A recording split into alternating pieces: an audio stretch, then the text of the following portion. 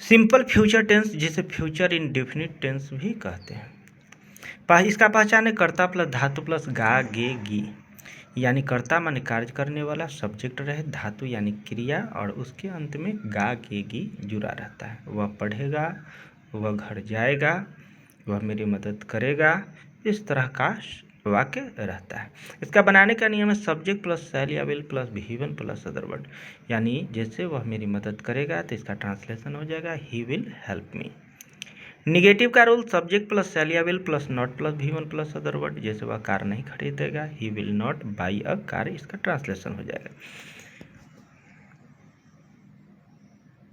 Interrogative में पहला yes no question, सब शैल या विल प्लस सब्जेक्ट प्लस वाक्य में नॉट रहे तो देंगे, नहीं तो नहीं देंगे, plus V1 plus other word. जैसे क्या तुम मेरी मदद करोगे तो इसका ट्रांसलेशन हो जाएगा विल यू हेल्प मी। दूसरा WH वर्ड रहे यानी what why when where who how रहे प्लस उसके बाद शैल या विल देंगे plus subject plus not plus V1 plus other word. जैसे तुम कल क्या करोगे तो इसका ट्रांसलेशन हो जाएगा what will you do tomorrow.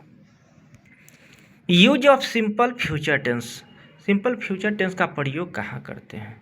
सबसे पहले जान लेते हैं कि सिंपल फ्यूचर टेंस कहते किसको है। An action that is to take place in future is kept in simple future tense. यानी वह कार्य जो भविष्य में घटित होने वाला हो उसे सिंपल फ्यूचर टेंस में रखा जाता है। जैसे तुम कल कॉलेज जाओगे तो you will go to college tomorrow. या मैं कहूँ कि वह जो है अगले साल एक कार खरीदेगा तो he will by a car next year.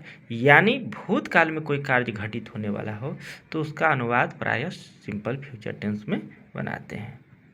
दूसरा पॉइंट, आई और वी के साथ शैल का प्रयोग करते हैं और बाकी सभी के साथ विल का प्रयोग करते हैं। तीसरा पॉइंट कि अगर वाक्य से सर्टेनिटी निश्चितता, प्रॉमिस वादा, डिटर्मिनेशन, दृढ़ संकल्प और थ्रेटन धमकी का बोध हो तो आई वी के साथ विल का ही प्रयोग करते हैं। जैसे एग्जाम्पल कि I am sure that I will pass the exam, मुझे यकीन है कि मैं परीक्षा पास करूंगा। दूसरा कि I will never cheat you again, मैं फिर तुम्हें कभी धोखा नहीं दूंगा। अगर प्रॉमिस कर रहे हैं तो यहाँ पर भी जो आई वी के साथ विल का ही प्रयोग करेंगे। तीसरा सेंटेंस कि we will do this work, हम लोग यह काम अवश्य करेंगे। तो अगर जो है दृढ़ संकल्प अगर कर रहे हैं तो डिटर्मिनेशन में भी आई और वी के साथ विल का ही प्रयोग करते हैं। और थ्रेटन धमकी देने में भी आई और वी के साथ विल का ही प्रयोग करते हैं। जैसे if you abuse me I will kill you, अगर तुम मुझे गाली दोगे मैं तुम्हें जान से मार दूंगा। तो अब मॉडर्न इंग्लिश में देखा जाता है कि इंट्रोगेटिव सेंटेंस में ही आई वी के साथ शैल का प्रयोग करते, बाकी सभी के साथ विल का ही प्रयोग किया जाता है। चौथा पॉइंट, ट्रिक 10 और 12 के एग्जाम में अक्सर जो है इस एडवर्ब पर आधारित प्रश्न पूछे जाते हैं। जैसे tomorrow, next year, next month, next week रहे तो सिंपल फ्यूचर टेंस का प्रायः प्रयोग करते हैं। जैसे पहला सेंटेंस है my brother dot be 20 next year, मेरा भाई अगले साल 20 वर्ष के हो जाएगा। तो यहाँ पर ऑप्शन ए में विल है, बी में इज, सी में एम और डी में आर। तो नेक्स्ट ईयर लगा हुआ है यानी सिंपल फ्यूचर टेंस यानी सब्जेक्ट प्लस शैल या विल प्लस भी1, तो यहाँ पर ए ऑप्शन सही रहेगा। दूसरा, दे डॉट गो टू कॉलेज टुमारो, तो वे लोग कल कॉलेज जाएंगे। तो यहाँ पर भी जो है टुमारो लगा हुआ है यानी सिंपल फ्यूचर टेंस, दे के बाद विल आना चाहिए यानी सी ऑप्शन सही होगा। द रिपीटेशन ऑफ शैल या will is avoided in a conditional sentences, it is replaced by using present indefinite. यानी कंडीशनल सेंटेंस में शैल या विल की पुनरावृत्ति नहीं होती, फिर से उसको दोहराया नहीं जाता है। एक भाग में सिंपल प्रेजेंट टेंस का प्रयोग करते हैं और दूसरे भाग में सिंपल फ्यूचर टेंस का प्रयोग करते हैं। यानी किसी भी वाक्य में 2 बार शैल या विल का प्रयोग नहीं किया जाता है। वाक्य के जिस भाग में इफ, व्हेन, अनलेस, अनटिल या टिल जुड़ा हो तो उस भाग में सिंपल प्रेजेंट टेंस का प्रयोग करते हैं और बाद वाले भाग में सिंपल फ्यूचर टेंस का प्रयोग करते हैं। जैसे पहला सेंटेंस है कि अगर वर्षा होगी तो मैं स्कूल नहीं जाऊंगा। अगर वर्षा होगी, कंडीशन जुड़ा के शर्त जुड़ा हुआ है कि अगर वर्षा होगी तो मैं स्कूल नहीं जाऊंगा। तो जिसमें शर्त कंडीशन जुड़ा है तो उसमें सिंपल प्रेजेंट टेंस और बाद वाला में सिंपल फ्यूचर टेंस का प्रयोग करते हैं।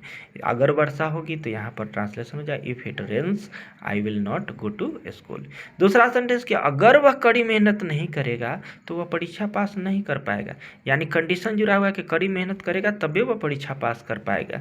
तो जिससे कंडीशन शर्त का बोध हो उसमें सिंपल प्रेजेंट टेंस का प्रयोग करते हैं तथा बाद वाले में सिंपल फ्यूचर टेंस का प्रयोग करते हैं। तो इसका ट्रांसलेशन हो जाएगा, if he does not work hard he will not pass the exam.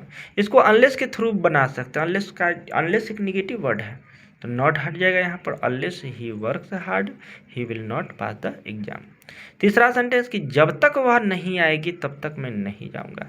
Condition जुड़ा हुआ है तो इसमें भी जो है जिससे कंडीशन जुड़ा हुआ है तो उसमें सिंपल प्रेजेंट टेंस और बाद वाला में सिंपल फ्यूचर टेंस।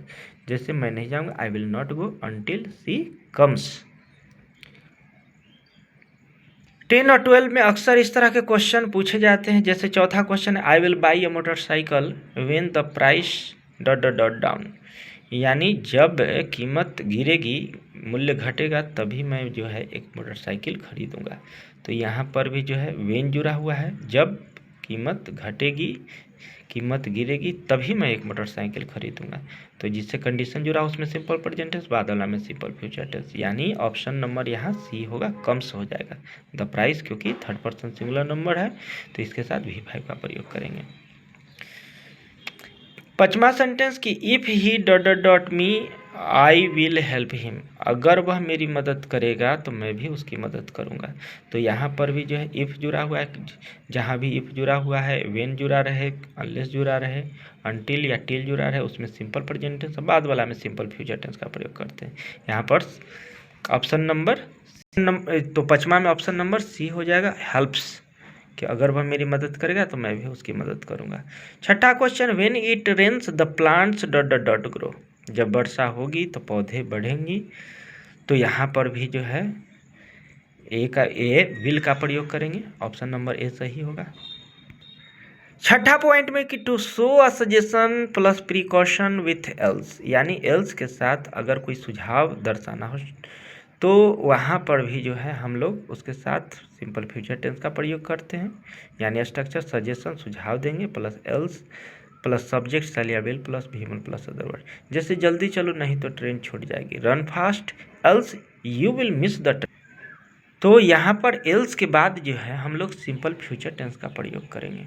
पहले सुझाव देने की तेज़ी से चलो, रन फास्ट तेज़ी से दौड़ो, नहीं तो ट्रेन तुम्हारी ट्रेन छूट जाएगी। तो run fast else you will miss the train.